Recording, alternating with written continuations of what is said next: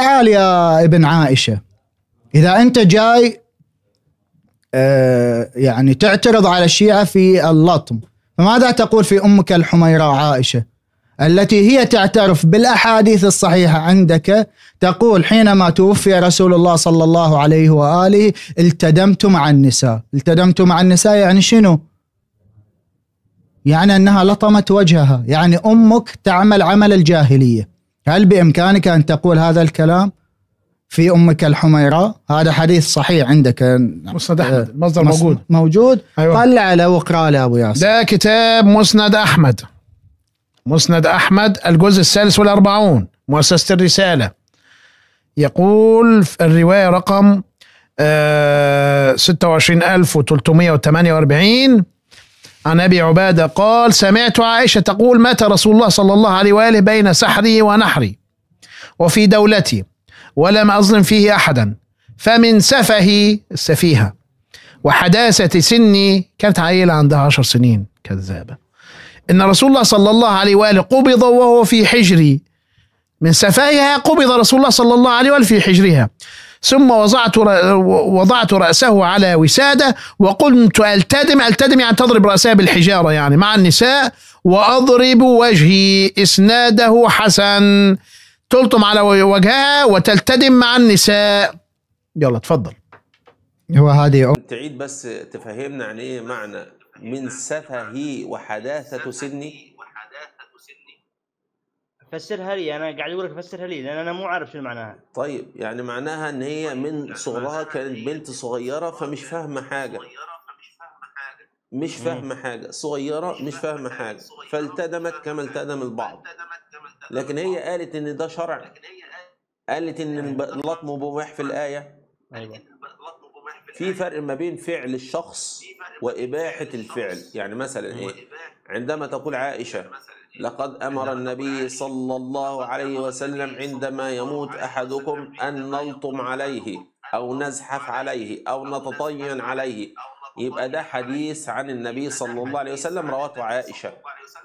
لكن فعل الصحابي، فعل الصحابي نفسه هل هو حجة؟ فعل الصحابي حجة إن لم يخالف كتاب الله وسنة النبي صلى الله عليه وسلم.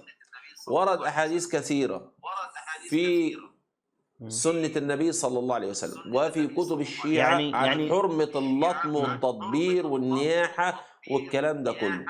خلاص؟ فإذا هل نأخذ بالأحاديث؟ اسمعني بس، اسمعني. هل نأخذ بالأحاديث أم من نأخذ بفعل واحد صحابي أو 2 صحابة أو امرأة أو راجل أيا كان؟ نأخذ بمن؟ يا ريت بس توطي الصوت عشان بيتعبني نفسيا. وطي صوت الكمبيوتر. اسمعني من تليفون. من تليفون. هو من التليفون هذا. ما بيردد ليه؟ يبقى أنت ممكن تكون مشغل السبيكر ولا حاجة. كذي زين؟ شغل السبيكر؟ أيوة. طب اسمع من السماعة العادية مش السبيكر عشان بيرد عند المايك تاني. أيوة سكرت. تمام. طيب يبقى احنا هنا دلوقتي أيوة معك. الإسلام هو قال الله وقال الرسول وليس فعل الصحابي. فعل الصحابي إن انطبق مع قال الله وقال الرسول أخذنا به، إن لم ينطبق مع قال الله وقال الرسول ضربنا به عرض الحائط كمان. فالسيدة عائشة تقول ايه؟ السيدة عائشة تقول من سفهي وحداثة سني، يعني انا كنت لسه صغيرة مش فاهمة حاجة. تمام؟ اتفضل. يعني هل لما تزوجها الرسول كانت صغيرة؟ ايوه كانت صغيرة. او لما مات الرسول كانت صغيرة؟ وكانت برضه صغيرة يعني. ايوه صغيرة. وبعدين الحديث باين يعني. طيب في الرواية التدم. وعلى فكرة الالتدام غير اللطم على فكرة. الالتدام واضرب وجهي بعد ماشي. عارف انت زي بالظبط كده. فسكت وجهها. انت عارف يعني ايه سكت وجهها؟ مش معناها لطمت وجهها. يعني ساعات يقول لك ايه؟ يا لهوي، يا خراشي. ساعات كده النساء تقول لك ايه؟ تعمل على خدها كده من المفاجأة. طيب استاذ وليد، هو مكتوب في الرواية واضرب وجهي مع النساء، التزم مع النساء واضرب وجهي، يعني كان في نساء غيرها، يعني نساء غيرها يلطمون مو بس هي. طيب هقول لحضرتك حاجة. فاهم علي؟ انا هقول لحضرتك حاجة. حتى لو في نساء لطموا، هل فعلهم هو ده الشرع، فعلهم الشرع، فعلهم الشرع. المهم ان عائشه يا استاذ افهم الاول هذا. الشرع من اين يؤخذ، افهم الاول الشرع من اين يؤخذ. الشرع يؤخذ من قال الله وقال الرسول وليس من افعال الناس. لو افترضنا الصحابه كلهم رطموا على النبي صلى الله عليه وسلم، كلهم عن بكره ابيهم لطموا على النبي صلى الله عليه وسلم، نسائهم برجالهم يا سيدي، ولكن جاء الشرع بحرمه اللطم.